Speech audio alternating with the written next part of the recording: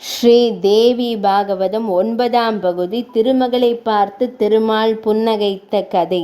சூதமா முனிவரே, தாங்கள் கூறிய ஸ்ரீ மகாவிஷ்ணுவின் தலை அறுக்கப்பட்டு காணாமல் போனது எமக்கு ஆச்சரியத்தை தருகிறது.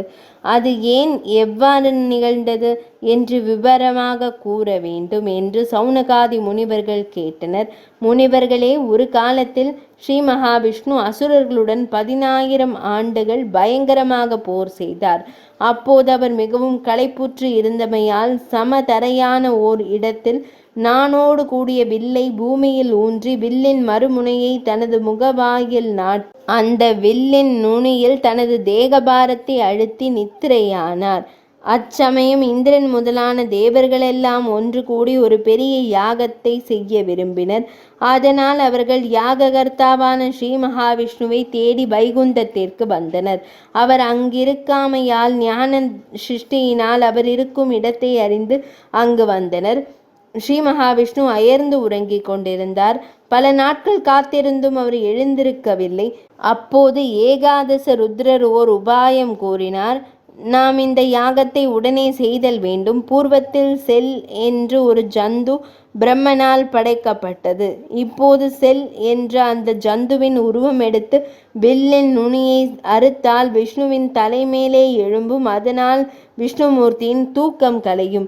இந்திரன் அந்த ஜந்துவின் உருவத்தை எடுத்து வில்லின் நுனியை அறுக்க வேண்டும் என்றார். அதை கேட்டு இந்திரனுக்கு கலக்கமாக இருந்தது. ஒரு பெண்ணும் ஆணும் கூடி மகிழும் போது அதற்கு இடையூறாக இருப்பதும், ஒரு குழந்தையை தாயை விட்டு பிரிப்பதும், ஆழ்ந்த நித்திரையில் இருப்பவரை எழுப்புவதும் மகா பாவம். இப்போது ஸ்ரீ மகாவிஷ்ணு கடுமையாக போர் செய்தமையால் களைத்து விட்டார். அவரை எழுப்பக்கூடாது என்று தயங்கினான் இந்திரன். தேவேந்திரனே, இவை யாவும் எனக்கு தெரியும். இப்போது அவரை எழுப்பியே தீர வேண்டும். இல்லாவிட்டால் தேவர்களுக்கு அசுரர்களால் பெருந்துன்பங்கள் வரும். நீ அவரை எழுப்பினால் யாகத்தின் அவிர்வாகத்தை உனக்கு தருகிறோம் என்று பிரம்மதேவர் கூற, தேவேந்திரன் செல் என்ற அந்த ஜந்தின் உருவம் எடுத்து வில்லின் நுனியை அறுத்தான். அப்போது பெரும் சப்தம் எழுந்தது. பூமி இருண்டது. என்ன நடைபெறுகிறது என்று தேவர்கள் புரியாது நின்றனர். அப்போது ஸ்ரீ மகாவிஷ்ணுவின் தலை மகுட குண்டலங்களோடு வானில் பறந்தது. பின் அதை காணவில்லை. தேவர்கள் எங்கும் தேடி பார்த்தனர். தலையை காணவில்லை. தலையில்லாத உடல் மட்டும் தரையில் கிடந்தது. அதை கண்டு பிரம்மதேவரும் ருத்ரமூர்த்தியும் கலங்கி போனார்கள். என்ன செய்வதென்று புரியாமல் தேவர்கள் கலங்கினர். அப்போது பிரகஸ்பதி கூறினார், தெய்வமானாலும் நடப்பவற்றை தடுக்க முடியாது. அதனால் துக்கப்படுவதால் எதுவும் நடக்காது. உலகில் தெய்வ பிரயத்தனம், புருஷ பிரயத்தனம் என 2 உண்டு. மனிதன் முயற்சித்தால் அதை நடத்தி வைப்பது தெய்வ பிரயத்தனம். வினை மூலம் முயற்சியினால் வரும் பயனும் தெய்வ செயலாகும் என்றார். அதை கேட்ட தேவேந்திரன், குருவே, துன்பங்களை கொடுக்கும் புருஷ பிரயத்தனம் வீணானது. ஏனென்றால் நாம் பார்த்து கொண்டிருக்கும் போதே மகாவிஷ்ணுவின் சிரசு அறுக்கப்பட்டு காணாமல் போனது. இதில் 2 பிரயத்தனங்களும் ஒத்திருந்தால் அந்த சிரசும் அறுபடுமா என்றான். காலத்தின் விதிப்படி நடப்பதை ஏற்றுக்கொள்ள வேண்டும். எதிர்பாராமலோ வருவதை ஏற்றே ஆக வேண்டும். வருவதை தடுக்க முடியாது. முன்பு என் தலையில் ஒன்றை சிவபெருமான் கிள்ளினார். பிரகஸ்பதியின் சாபத்தால் சந்திரன் பெரும் துன்பப்பட்டான்.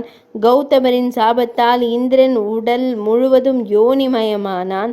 அதுபோலத்தான் இன்று ஸ்ரீ மகாவிஷ்ணுவின் சிரம் அறுக்கப்பட்டு உப்புக்கடலில் விழுந்தது. இவை யாவும் தெய்வ செயலாகும். அதனால் ஸ்ரீமன் நாராயணரை தொழுங்கள். அவன் எமது கோரிக்கையை நிறைவேற்றி வைப்பார் என்று கூறிய பிரம்மதேவர் 4 வேதங்களையும் தேக உருவமோடு தம்முடன் வருமாறு கட்டளையிட்டார்.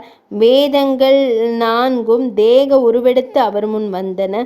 வேதங்களே, உலகமாதாவான அன்னை பராசக்தியை போற்றி துதி செய்யுங்கள் என்று கூற அவை அன்னை பராசக்தியை துதித்தன. தாயே, மகாவிஷ்ணுவின் தலை அறுக்கப்பட்டு எங்கோ தொலைந்து விட்டது. உமது திருவடியை தியானிக்கும் ஸ்ரீ மகாவிஷ்ணுவின் தலை அறுபட்டது நியாயமா? அச்சிரச்சேதம் நியாயமானதா? இதை அசுரர்களா செய்தனர். இதனால் உமக்கு என்ன லாபம்? லக்ஷ்மி இதை அறிந்தால் எவ்வளவு துன்பப்படுவாள். ஆதலால் ஸ்ரீ மகாவிஷ்ணுவை உயிர்ப்பித்து எம்மை மகிழச் செய்வாயாக. விஷ்ணு தேவரின் சிரசை காணாது தவிக்கும் தேவர்களை மகிழச் செய்விப்பாய் என்று வேதங்கள் துதித்தன. அப்போது ஆகாயத்தில் தோன்றிய தேவர்களை நோக்கி தேவி கூறினாள், தேவர்களே, நீங்கள் துன்பப்பட வேண்டியதில்லை. வேதங்கள் என்னை துதித்தமையால் எனது மனம் குளிர்ந்தது. இது ஏன் நடந்தது என்பதை கூறுகிறேன், கேளுங்கள். காரணமின்றி எதுவும் நடைபெற மாட்டாது. ஒரு நாள் ஸ்ரீ மகாவிஷ்ணு தன் அருகிலிருந்த ஸ்ரீ லக்ஷ்மி தேவியை பார்த்து ஏளனமாகச் சிரித்தார். 9ஆம் பகுதி நிறைவடைந்தது.